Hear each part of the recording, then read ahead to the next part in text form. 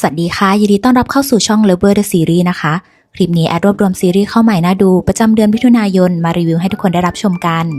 นส่วนจะมีเรื่องไหนน่าดูกันบ้างนั้นก่อนจะไปติดตามรับชมก็อย่าลืมกดติดตามเพื่อเป็นกำลังใจให้แอดด้วยนะถ้าพร้อมแล้วจะมีเรื่องไหนน่าดูกันบ้างไปรับชมกันค่ะมาเริ่มกันที่เรื่องแรกกันก่อนเลยนะคะซึ่งนั่นก็คือเรื่องพลิกชะตาเหนือฟ้าที่ได้คู่พระนางอย่างโจอี้ร้านมาประกบคู่กับเฉินตูหลิงเป็นซีรีส์ที่บอกเล่าเรื่องราวของบุตรสาวแม่ทัพที่เติบโตมาในค่ายทหารเขตชายแดนทะเลทรายที่ไม่เคยได้ใช้ชีวิตอย่างสุขสบายเหมือนคนอื่นตั้งแต่เด็กเธอเห็นพ่อออกรบเพื่อปกป้องแผ่นดินอย่างสุดกำลังทำให้เด็กคนนึงคิดว่าพ่อไม่รักเพราะเธอเองก็อยากเป็นสตรีสูงศักดิ์ที่งดงามเพียบพร้อมเหมือนกับแม่ที่พ่อเคยเอ่ยถึงซึ่งจริงๆแล้วเป็นเพียงคำโกหกของผู้เป็นพ่อเพราะว่าในเมืองฉู่เต็มไปด้วยการแย่งชิงอำนาจที่อาจเป็นอันตรายกับเธอจึงถูกสั่งห้ามแต่ก็ไม่เป็นผลจนต่อมาเธอได้พบรักกับอ๋องหนุ่มและตกลงแต่งงานโดยไม่สนคำทัดทานจากผู้เป็นพ่อกระทั่งในคืนแต่งงานอ๋องหนุ่มก็ได้วางแผนการก่อกบฏและได้ขึ้นครองราชย์เขาหลอกใช้เธอเพื่อฆ่าพ่อตัวเองเพื่อต้องการอำนาจทางการทหารหลังจากนั้นก็กำจัดเธออย่างเลือดเย็นเธอจากไปพร้อมความแค้นและรู้สึกผิดในใจแต่ทว่ากลับได้รับโอกาสให้มีชีวิตใหม่อีกครั้งก่อนเกิดกบฏในวันแต่งงานดังนั้นครั้งนี้เธอจึงเลือกยืนคนละฝั่งกับเขาและทำทุกวิถีทางเพื่อหยุดยั้งกบฏจนได้กลายเป็นองค์หญิงใหญ่โดยมีเขาเซียเยียนไหลจากตระกูลเซียที่ทรงอำนาจที่การมีอยู่ของเขากลับไม่ถูกยอมรับจากคนในตระกูลแต่เธอกลับมองเขาเป็นตัวซีเครตที่ไม่ว่าจะเจอกับสถานการณ์ที่เลวร้ายแค่ไหนขอแค่มีเขาอยู่เธอก็ไม่กลัวอะไรทั้งนั้นตามไปลุ้นกันนะคะว่าภายใต้สถานการณ์สงครามและการแย่งชิงอำนาจสุดหินนี้พวกเขาจะผ่านมันไปได้อย่างไรเรื่องนี้นางเอกออร่านางพญามาเต็มส่วนพระเอกของเราก็ซัพพอร์ตเก่งชนิดที่แบบว่าเจ้าสั่งมาเดี๋ยวข้ามือเปื้อนเลือดเองใครชื่นชอบเคมีคู่นี้ก็สามารถรับชมได้ทางYoukuและ Netflix เรื่องต่อมาเป็นรักประกายฝันที่ได้คู่พระนางยังหลี่วินรุ่ยมาประกบคู่กับกวนเสี่ยวถงเป็นซีรีส์ที่บอกเล่าเรื่องราวของคุณหนูจากตระกูลนักธุรกิจเธอฉลาดเรียนดีและมีแผนที่จะเรียนต่อต่างประเทศแต่ชีวิตที่ดูเพียบพร้อมนี้มันกลับต้องพังทลายเมื่อแม่เธอเสียชีวิตต่อมาธุรกิจของครอบครัวก็มีปัญหาทำให้ถูกตัดสินในการเรียนต่อผู้เป็นพ่อจึงส่งเธอมาอยู่กับน้าสาวเพื่อนของแม่ที่หมู่บ้านเล็กๆบนเกาะซึ่งการใช้ชีวิตและความเป็นอยู่แตกต่างจากเมืองใหญ่โดยสิ้นเชิงอีกทั้งยังต้องมาใช้ห้องร่วมกับเขาลูกชายน้าสาวพี่ชายลูกอันธพาลผมบรอนที่เธอเห็นตอนแรกก็ขัดใจแต่ต่อมาเธอค่อยๆได้รู้ว่าเขาอ่อนโยนจิตใจดีและยังเก่งทุกอย่างทั้งยังมีความฝันอยากเป็นนักบินแต่กลับต้องพักการเรียนไปเกือบ2 ปีเพราะภาระหนี้สินของครอบครัวเพื่อช่วยแม่หาเงินรวมถึงดูแลย่าที่ป่วยอีกทั้งยังช่วยเหลือเธอตลอดไม่ว่ายายน้องอยากได้อะไรพี่เขาก็ไม่เคยขาดเอาหน้าที่มาอ้างแต่จริงๆแอบปิ๊งเธอไปแล้วต่อมานางเอกได้ตัดสินใจที่จะเรียนต่อที่นี่เพื่อสอบเข้ามหาลัยอีกครั้งแต่ยังโน้มน้าวให้พี่ชายอย่างเขายอมกลับมาเรียนใหม่ด้วยกันแค่นั้นแหละจากความใกล้ชิดมันก็ค่อยๆเริ่มก่อตัวเป็นความรักสุดฟินตามไปลุ้นกันนะคะว่าเส้นทางความรักความฝันของทั้งคู่ที่ครอบครัวแตกสลายพวกเขาจะเยียวยาหัวใจกันและกันได้อย่างไรสามารถรับชมได้ทางแอปพลิเคชัน View เรื่องต่อมาบันทึกคดีแดนใต้เรื่องนี้นำแสดงโดยจางซินเฉิงติงหวีซีและเจียงเพ่ยเหยาซีรีส์แฟนตาซีแนวสืบสวนผจญภัยที่ได้บอกเล่าเรื่องราวของการเกิดคดีประหลาดที่มีคนตายผิดปกติไม่ต่ำกว่า100จากรูปปั้นปริศนาทำให้องค์กรลับอย่างหอจดหมายเหตุที่เชี่ยวชาญด้านการจัดการคดีลึกลับมีต้นกำเนิดมาจากตระกูลจางที่เก่าแก่โดยผู้นำสูงสุดคือจางไหฉีซึ่งทุกคนในองค์กรนี้จะมีความสามารถเหนือกว่าคนธรรมดาหน้าที่ของพวกเขาก็คือช่วยรัฐบาลจับกุมอาชญากรที่อันตรายเป็นพิเศษสำหรับคนภายนอกพวกเขาคือเจ้าหน้าที่จากกรมกิจการทางทะเลซึ่งภารกิจครั้งนี้ก็ตกเป็นของคู่หูนักสืบฝึกหัดรุ่นใหม่ไฟแรงที่นิสัยต่างกันสุดขั้วและเป็นคดีแรกที่พวกเขารับผิดชอบหลังจากถูกส่งมาที่นี่นั่นก็คือจางไฮโลหรือจางไฮเหยียนชายหนุ่มผู้ฉลาดมีไหวพริบกล้าได้กล้าเสียดื้อรั้นนิสัยเอาแต่ใจผู้มาพร้อมกับทักษะใบมีดพิฆาตและจางไฮเสียผู้มีประสาทรับกลิ่นเนื้อมนุษย์เขาประเมินสถานการณ์เก่งสุขุมละเอียดรอบคอบเอาใจใส่อบอุ่นและคิดถึงคนรอบข้างเสมอพวกเขาสืบพบว่ารูปปั้นประหลาดในถ้ำลึกลับมีใครบางคนใช้มันในการควบคุมมนุษย์ให้กลายเป็นทาสสามารถชี้เป็นชี้ตายได้และอาจใช้เรื่องนี้เพื่อจุดประสงค์บางอย่างทำให้พวกเขาและเจ้าหน้าที่ถูกสั่งเก็บหลายรายและกรมกิจการทางทะเลสาขานี้ก็ถูกปิดไปแต่คดีใหม่ก็ยังเกิดขึ้นอยู่เรื่อยๆทำให้พวกเขาต้องตามสืบเรื่องนี้อย่างลับๆแต่การพบจุดที่น่าสนใจคือคดีเหล่านี้มีจุดร่วมเดียวกันที่เกี่ยวข้องกับรูปปั้นประหลาดอาจเกี่ยวพันกับผู้มีอำนาจทางการทหารตามไปลุ้นกันนะคะว่าพวกเขาจะทำสำเร็จหรือไม่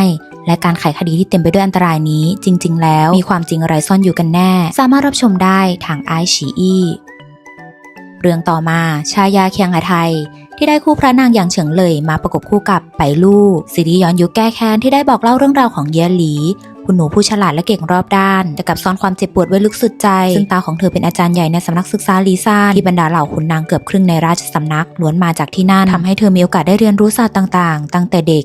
แต่ต่อมาเพราะเหตุการณ์แย่งชิงอำนาจทำให้เกิดการสูญเสียครั้งใหญ่สถานศึกษาถูกปิดชั่วคราวห้ามเข้าออกทั้งยังถูกควบคุมโดยราชสำนักเอกจึงต้องใช้ชีวิตอยู่ในนั้นโดยที่ไม่มีใครรู้ว่าเธอผ่านอะไรมาบ้าง8 ปีผ่านไปเธอได้ลงจากเขาเพื่อแต่งงานตามสัญญามั่นหมายตอนเด็กกับอ๋องรูปงามแต่ทว่าเธอกลับถูกถอนมั่นและได้แต่งงานกับอ๋องพิการที่ครอบครัวต้องโทษแทนซึ่งเธอก็ไม่ได้สนใจในตอนแรกเพราะเป้าหมายที่แท้จริงของการลงเขาครั้งนี้ก็คือการแก้แค้นให้กับศิษย์ร่วมสำนักแต่ต่อมาเธอได้รู้ว่าเขาเคยช่วยชีวิตเธอไว้ในอดีตจึงอาสารักษาขาให้เขาจนหายและได้กลับมารับตำแหน่งใหม่ในราชสำนักซึ่งเป้าหมายของเขาก็คือการสืบหาความจริงเพื่อทวงความยุติธรรมให้กับตระกูลทั้งคู่ใช้ชีวิตสามีภรรยาที่ต่างเก็บซ่อนบาดแผลจากการแตกสลายในอดีตของตัวเองไว้จนกลายเป็นความยึดติดและมันค่อยๆนำพาพวกเขาไปพบกับเรื่องราวความจริงที่โหดร้ายในอดีตตามไปลุ้นกันนะคะว่าความรักท่ามกลางเกมการเมืองและการล้างแค้นสุดหินนี้พวกเขาจะผ่านมันไปได้อย่างไรสามารถรับชมได้ทาง VTV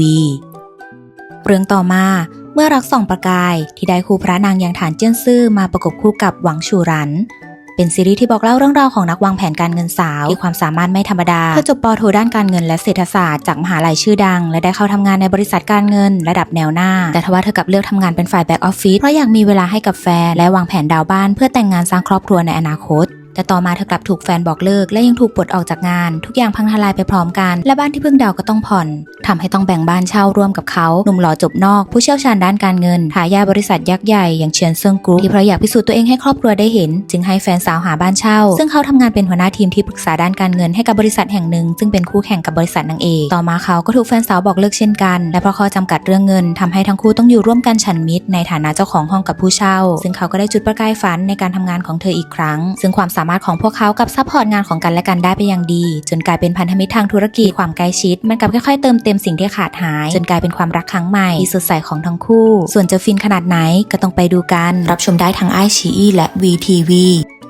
เรื่องต่อมาฤดูร้อนนิรันดร์ที่ได้คู่พระนางเคมีดีอย่างโจเคอร์วีมาประกบคู่กับเป่าซังเอินเป็นซีรีส์ที่ถ่ายทอดเรื่องราวความรักความผูกพันของเขาและเธอที่เริ่มต้นในวัยมัธยมปลายของปี 2016 เมื่อเด็กสาวม.ปลายที่เติบโตมาด้วยความยากลำบากแต่กลับไม่เคยท้อแถมยังมีผลการเรียนระดับท็อปสามารถสอบเข้ามหาวิทยาลัยดังได้อย่างสบายแต่เพราะอดีตครอบครัวกู้เงินมาทำธุรกิจแล้วเกิดปัญหาต่อมาพ่อของเธอก็เสียชีวิตทำให้แม่ทิ้งเธอไปและต้องอยู่กับย่ารับภาระใช้หนี้ก้อนโตซึ่งแอบทำงานหารายได้รวมถึงขายชีทสรุปให้กับเพื่อนๆในโรงเรียนเพื่อส่งตัวเองเรียนและใช้หนี้กระทั่งได้รู้จักกับเพื่อนร่วมชั้นอย่างเขาหนุ่มหล่อลุคแบดทายาทนักธุรกิจแต่ชีวิตกับถูกบงการจากผู้เป็นพ่อจึงวางแผนจะเรียนต่อเมืองนอกแต่ว่าผลการเรียนไม่ค่อยดีเท่าไหร่นางเอกจึงยื่นข้อเสนอติวให้เขาแต่ต่อมาเธอกลับได้รู้ว่าแม่ที่ทิ้งเธอไปกลายเป็นแม่เลี้ยงของเขาแถมยังมีชีวิตสุขสบายเท่านั้นแหละเธอจึงวางแผนใช้ความรู้สึกดีๆที่พระเอกมีให้เพื่อเขาใกล้แม่เพราะต้องการเงินมารักษาย่าที่กำลังป่วยกระทั่งทั้งคู่เริ่มมีความรู้สึกดีต่อกันแต่ต่อมาเพราะเหตุการณ์บางอย่างทำให้พวกเขาต้องห่างกันไปกระทั่งได้กลับมาพบกันใหม่อีกครั้งในวัยทำงานแต่ความรู้สึกที่เคยมีให้กันกลับไม่เคยหายไปตามไปลุ้นกันนะคะว่าการกลับมาพบกันอีกครั้งของทั้งคู่จะทำให้คนดูใจฟูขนาดไหนสามารถรับชมได้ทาง True Vision Now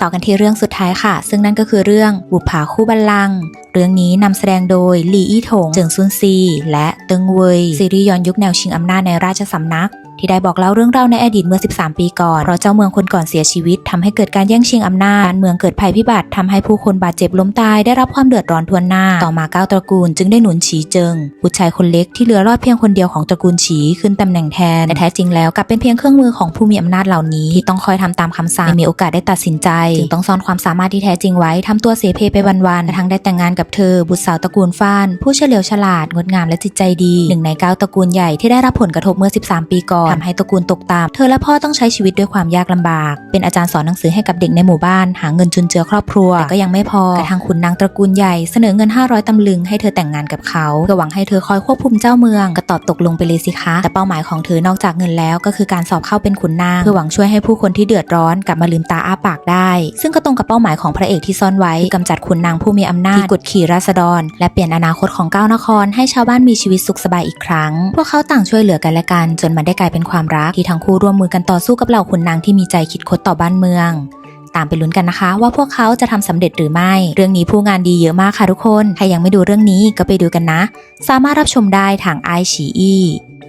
และนี่ก็คือซีรีส์มาใหม่น่าดูประจำเดือนมิถุนายนที่แอดรวบรวมมารีวิวให้ทุกคนได้รับชมกันมีใครดูเรื่องไหนแล้วชอบอย่าลืมมาเม้นต์มาแชร์บอกกันบ้างนะคะหรือมีเรื่องไหนนอกเหนือจากนี้อยากแนะนำก็มาเม้นต์ที่ใต้คลิปนี้ได้เลยสำหรับคลิปนี้หากผิดพลาดประการใดแอดก็ต้องขออภัยไว้ด้วยนะถ้าหากชอบคลิปนี้ก็อย่าลืมกดติดตามเพื่อเป็นกำลังใจให้แอดด้วยนะคะแล้วไว้เจอกันใหม่คลิปหน้าค่ะบ๊ายบาย